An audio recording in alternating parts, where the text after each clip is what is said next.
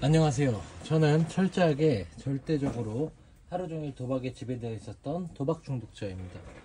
제가 이 영상을 남기는 이유는 제 스스로가 심각한 도박 중독임을 인지하고 지난 10년간의 쓰레기 같은 삶을 정리하고자 함이며 추후 도박 충동이 생겼을 때 이를 다시 꺼내보고자 함입니다. 2025년 9월 7일 단도박 217일차에는 단도 중에 절대 하지 말아야 할 행동이라는 주제로 이야기하고자 합니다. 제 스스로가 단도 중에 겪은 일 중 절대 하지 말아야겠다고 생각하는 것들이 있어서 좀 적어보려고 해요. 물론 제 말이 100% 정답은 아니겠지만 그래도 저는 적어도 이런 수칙 덕분에 아직 단도를 열심히 하고 있다는 생각이 들어요. 근데 이것들이 어떤 분한테는 공감을 얻을 수도 있고 어떤 분한테는 이건 말도 안 돼 라고 생각할 수도 있는데, 그만큼 단도라는 게 사람마다 각자한테 맞는 방식이 있고 안 맞는 방식이 있는데, 그런 부분은 사실 듣자마자 이건 나한테 안 맞아 이게 아니라, 저는 적어도 두세 달 정도는 해보고 본인한테 안 맞으면 그때 그만둬도 된다고 생각을 해요. 근데 당장 듣고, 물론 다 거부감이 있을 거예요. 왜냐면은 사람이 어떻게 통제당하면서 사는 걸 누가 좋아하겠어요. 근데 도박 중독자 분들은 사실 통제를 당하면서 살아야 하는 게 맞고, 그 통제를 당하면서 사는 상황에서 본인이 그 안에서 일상의 소중한 행복을 깨닫고 그게 소중하다는 거를 조금씩 느껴야 바뀐다고 저는 생각을 하거든요. 우선 첫 번째로, 절대로 어떤 경우에서든 누구에게나 돈을 빌리지 말라. 이거는 금액이 적든 많든, 그리고 부모님이든 친구든 직장 동료든 누구에게나 해당됩니다.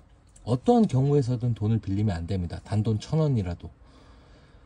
이게 왜 그러냐면, 한 달 생활비, 빚 갚는 용도의 돈이 이번 달 몇십만 원 마이너스인데 이거 해결해야 되는데, 이러더라도 빌리지 말고 본인의 사정을 설명해서 설득시키거나, 그게 안 되면 냅두세요. 경찰에 신고한다 한들 냅두세요. 그게 본인이 감당해야 할 부분입니다. 없으면 없는 대로, 있으면 있는 대로 살아야 합니다. 그렇게 지인이 예를 들어 경찰에 신고한다 한다고 한들, 그런 부분에서 본인은 본인의 길을 가야 합니다. 어쩔 수 없습니다. 본인이 회복을 해야만 이 사람들의 돈을 갚을 수 있다고 생각을 해요. 근데 한번 빌리기 시작하면요, 어떠한 경우에서든 조그마한 일이라도 또 빌리려고 하는 생각이 들어요. 그러면 본인이 절대 불편한 걸 안 느끼게 하려고도 또 계속 빌리기 시작한다는 거죠. 그 본인이 불편한 것을 겪어야 되거든요. 근데 그걸 겪으려고 하지도 않고 그냥 항상 빌리려고만 하면 결국에는 이 단도라는 의미가 없어지거든요. 그래서 정말 없으면 없는 대로 살고 있으면 있는 대로 살아라 라는 말이 맞는 것 같아요.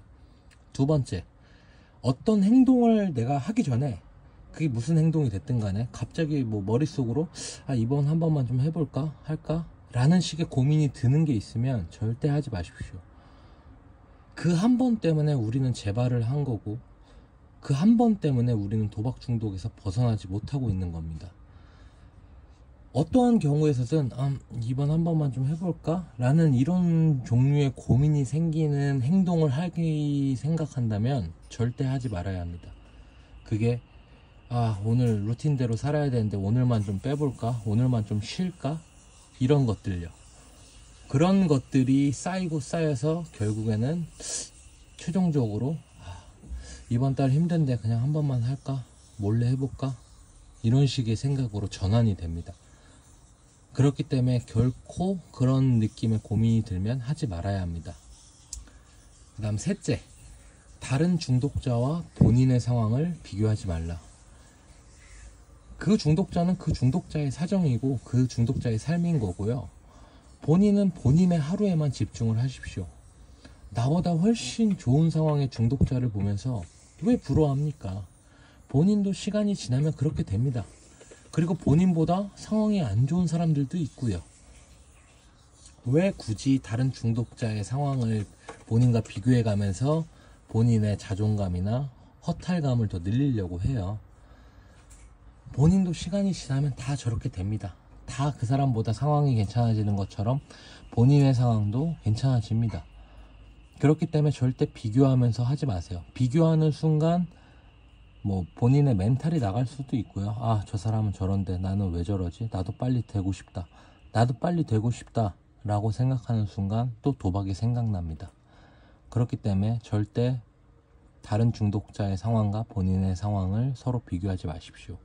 그냥 본인의 상황과 본인의 하루에만 집중하십시오. 마지막으로 4번째, 집에 혼자 있는 시간을 많이 만들지 마십시오. 집에 혼자 있으면 상대적으로 나의 현 상황에 대한 자괴감이나 이런 것들이 계속 크게 느껴질 겁니다. 집에 얘기할 수 있는 사람이 없다는 거, 그리고 집에 혼자 있게 되면 결과적으로는 본인이 안 좋은 상황에 대해서 더 심각하고 더 진지하게 받아들이는 경향이 있어요. 저 또한 그랬고요. 그래서 집에 혼자 있게 되면 그 시간만큼은 그냥 밖에 나가세요. 밖에 나가서 걷든 그냥 벤치에 앉아 있든 집에 혼자 있는 시간을 늘리지 마십시오. 이런 본인의 현 상황에 대한 자괴감이나 이런 죄책감이 크면 클수록요, 결국 이를 해결할 수 있는 건 도박뿐이다 라는 결론을 내릴 확률이 높아요. 그래서 그러잖아요. 집에 혼자 있지 말고 사람들이랑 같이 있거나 혹은 가족들과 이야기하는 시간을 늘려라. 이 얘기가 왜 나오냐면, 본인이 혼자 있게 되면 결국에는 본인만의 생각과 본인만의 사고에 갇힐 확률이 높거든요. 본인이 잘못했는데 이 잘못을 본인 혼자 해결하려고 해요. 근데 그것도 맞는 말이에요. 근데 다른 류의 해결이라고 생각을 해요. 왜냐? 내 현 상황에 대한 자괴감이나 이런 것들이 너무 커서 본인 스스로가 감당이 안 될 거예요. 근데 본인 스스로 감당이 안 돼서 이걸 해결하기 위해서는 한방주의를 생각한단 말이죠. 그 한방이 또 결국 도박이라는 얘기예요.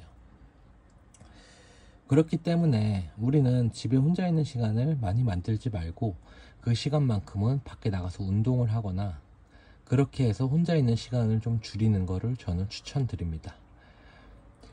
이번 주말 잘 보내셨나요? 저도 뭐 알차게 보냈습니다. 이제 내일부터 또 한 주의 시작이 되는데 또 열심히 일하고 또 주말을 맞이하도록 해야죠. 오늘 하루도 정말 수고 많으셨습니다. 감사합니다.